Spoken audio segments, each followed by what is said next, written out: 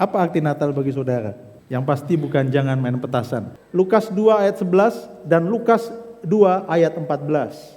Hari ini telah lahir bagimu Juru Selamat, yaitu Kristus Tuhan di kota Daud. Kemuliaan bagi Allah di tempat yang maha tinggi, dan damai sejahtera di bumi di antara manusia yang berkenan kepadanya.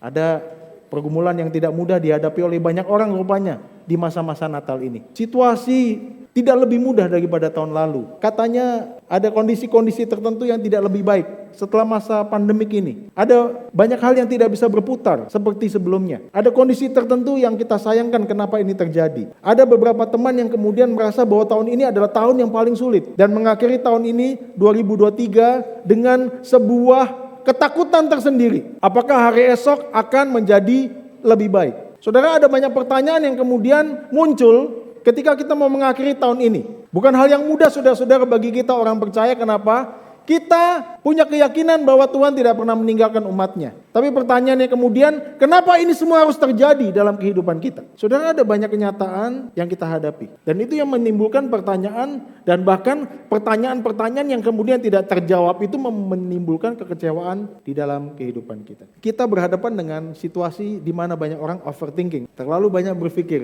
Yang menarik saudara-saudara, ada jurnal yang menyatakan manusia modern saat ini setelah pasca pandemik terserang dengan overthinking bukan karena dia kekurangan informasi, tapi manusia saat ini mengalami overthinking karena dia kebanyakan informasi. Informasi yang memenuhi dirinya, memenuhi dunianya, itu membuat akhirnya dia berpikir berlebihan. Overthinking saat ini kebanyakan karena apa? Karena kebanyakan informasi. Dan overthinking dihubungkan dengan 3 hal: cemas, depresi, dan trauma. Saudara-saudara, apa itu cemas? Cemas adalah overthinking yang terkait dengan masa depan. Orang berpikir berlebihan tentang masa depan, akhirnya dia mengalami kecemasan. Saudara-saudara, overthinking tentang masa kini, tentang sesuatu yang dihadapi saat ini, menyebabkan dia depresi. Dan overthinking yang terkait dengan masa lalu disebut sebagai trauma. Bayangkan saudara-saudara, ketiga hal ini ada di dalam kehidupan manusia. Dan itu mewarnai kehidupan kita hari lepas hari. Terkait dengan masa lalu yang belum selesai, terkait dengan masa kini yang tidak ada jawabannya, dan terkait dengan keburaman masa depan yang kita sudah juga tidak bisa menggapainya. Maka saudara-saudara, di satu negara terjadi angka pembunuhan yang sangat dramatis. Dan yang menarik sekali, negara ini adalah negara yang sekarang sangat diminati dramanya. Pada waktu saya di Korea selama 3 bulan, bersama-sama dengan orang Korea, hidup langsung dengan orang Korea, saya tidak lagi berminat nonton drama Korea.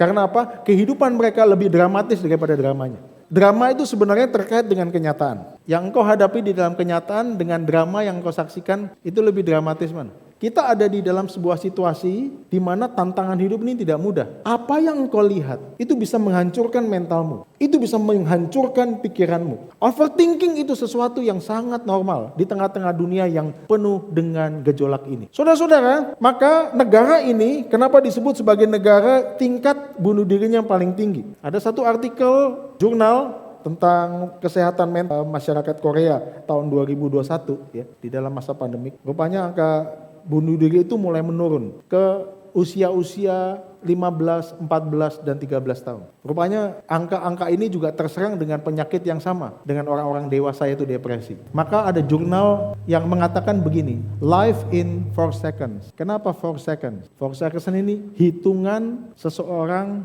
mengakhiri hidupnya ketika dia lompat dari tower. 1, 2, 3, 4. Life in 4 seconds. Kalau di Indonesia, di Surabaya, mungkin lebih dari 4 detik karena lompat itu kesangkut sama tiang listrik. Ada pohon-pohon ya, jadi mungkin nyantol dulu baru jatuh. Mungkin di Manado lebih cepat ya daripada di Surabaya. Tapi maksudnya saudara-saudara, hidup bisa gampang diakhiri ketika kita ada di dalam kehampaan. Sun sedang menampilkan kehampaan. Dan rupanya Natal yang penuh dengan kemewahan, penuh dengan pesta pora, itu tidak bisa menjawab kehampaan. Menarik ya? Tetapi yang repot adalah kekristenan terus melakukan itu. Terus terjebak di dalam kemewahan dan kemeriahannya itu tanpa mengerti maknanya.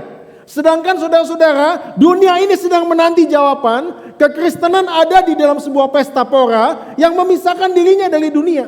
Saudara menyadari itu? Saudara menyadari bahwa dunia ini sedang membutuhkan jawaban. itu merepresentasikan dunia yang sebenarnya membutuhkan jawaban. Tetapi saudara-saudara sekalian, kita cenderung asik dengan apa? Asik dengan kemewahan dan kemeriahan kita, tanpa kita menyadari satu misi untuk hadir dan menjawab pergumulan yang ada di dalam dunia ini. Baik cemas, depresi, dan trauma itu melahirkan satu penyakit atau toksik yang lain, yaitu demotivasi. Saudara-saudara sekalian, banyak orang mengalami demotivasi. Bayangkan, overthinking menyebabkan kecemasan, depresi, dan traumatik, dan menghasilkan demotivasi dalam menjalani hidup ini, dan makna Natal makin menjauh. Dan yang repot adalah kekristenan itu menjauhkan Natal dari kehidupan manusia. Dan itu dilakukan oleh banyak gereja. Saudara-saudara sekalian, Yesus datang ke dalam dunia ini sebagai Raja sorga, Raja di atas segala raja, datang itu hadir, mengambil rupa seorang hamba, dan ada di tengah-tengah manusia.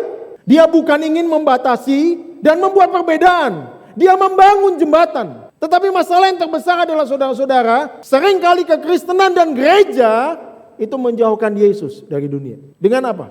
Dengan kemeriahannya. Dengan apa? Dengan kemewahannya. Maka satu tanda dari Kristus adalah ketika dia hadir dengan kesahajaan atau kesederhanaan. Untuk turun menjangkau manusia, hadir di tengah-tengah pergumulan kita, mendengarkan doa kita, dan selalu setia bersama dengan kita. Saudara, pesan ini penting untuk kita sebarkan. Bahwa Tuhan Yesus bukan lahir 2000 tahun lalu saja, tetapi dia hadir dalam kehidupan saudara sekarang ini. Maka pesan firman Tuhan sangat jelas. Hari ini telah lahir bagimu. Pesan ini diberitakan oleh para gembala. Hari ini saudara-saudara. Hari ini bicara tentang now. Saat ini saudara-saudara. Kehadiran Yesus itu nyata bagi kehidupan manusia di tengah-tengah pergumulannya. Ada banyak pergumulan yang kita hadapi. Tetapi message pada kesempatan ini, tidak ada yang bisa menghalangi Tuhan itu hadir dimanapun. Kekerasan hati manusia tidak sanggup menahan kasih Tuhan untuk menerobos hidup seseorang. Gak ada. Saudara. Kalau engkau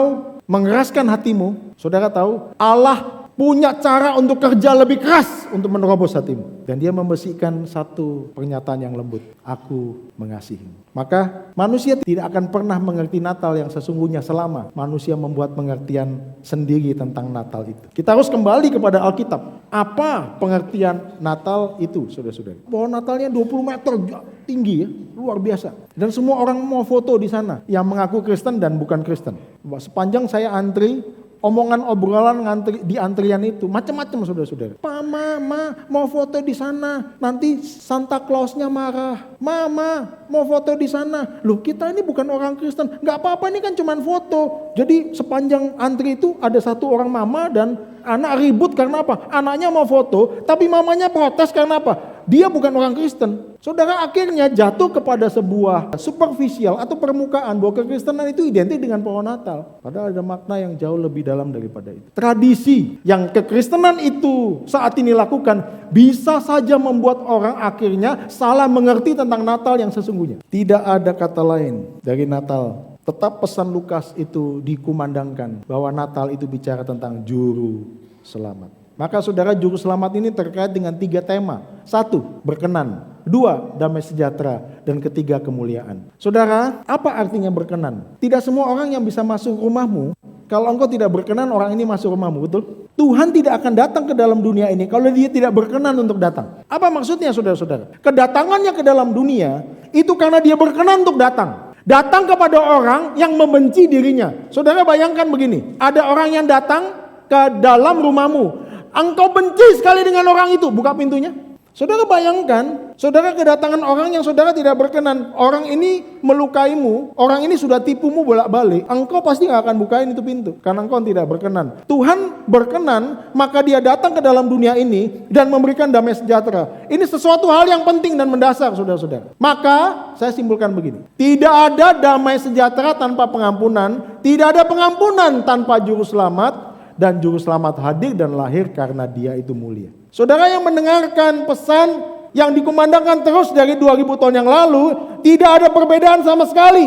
Bahwa arti Natal adalah ketika juru selamat itu hadir dan lahir dalam kehidupan manusia. Tidak ada perubahan. Mengapa saudara-saudara? Karena ini sesuatu yang penting.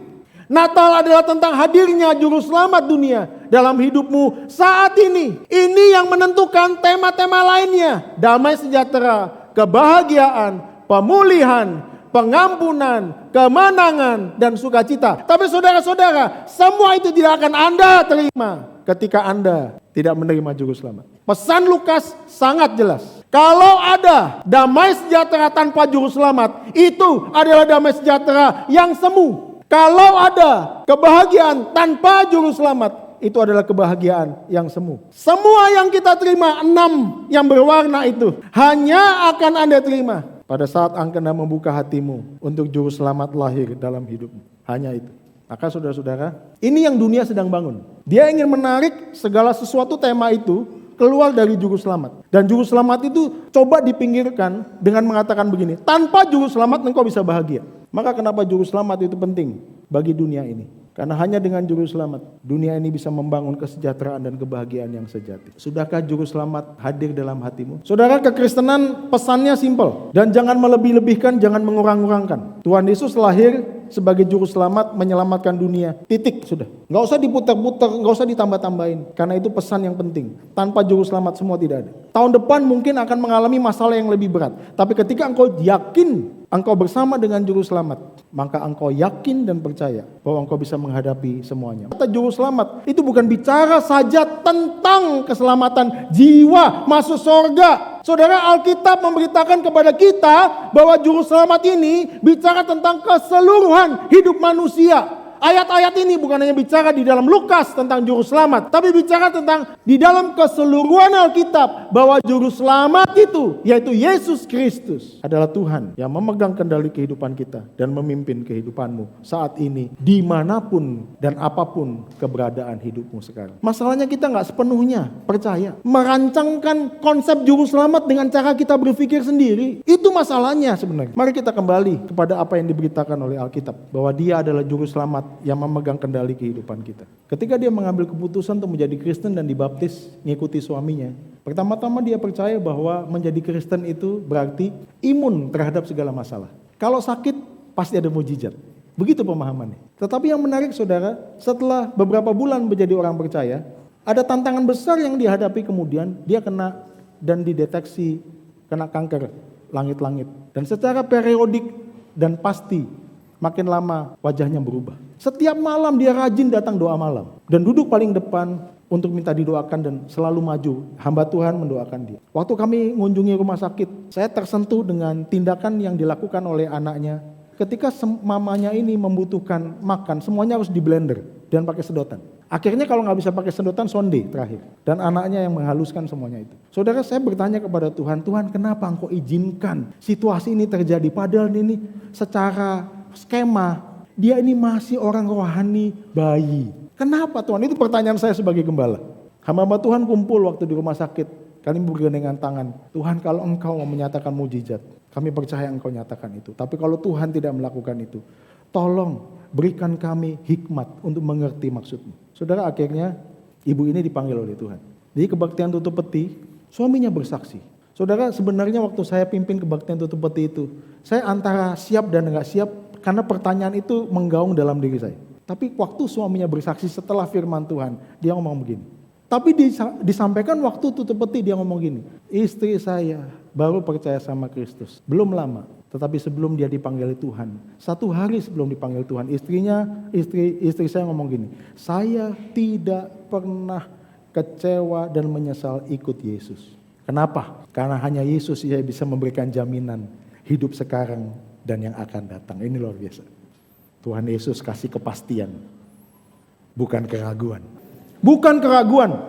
Dia gak pernah bilang moga-moga masuk surga, gak ada. Dia kasih kepastian dalam hidup.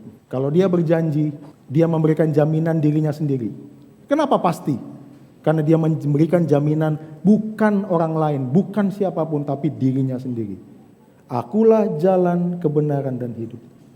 Barang siapa yang mau datang kepada Bapa, ya, jaminan.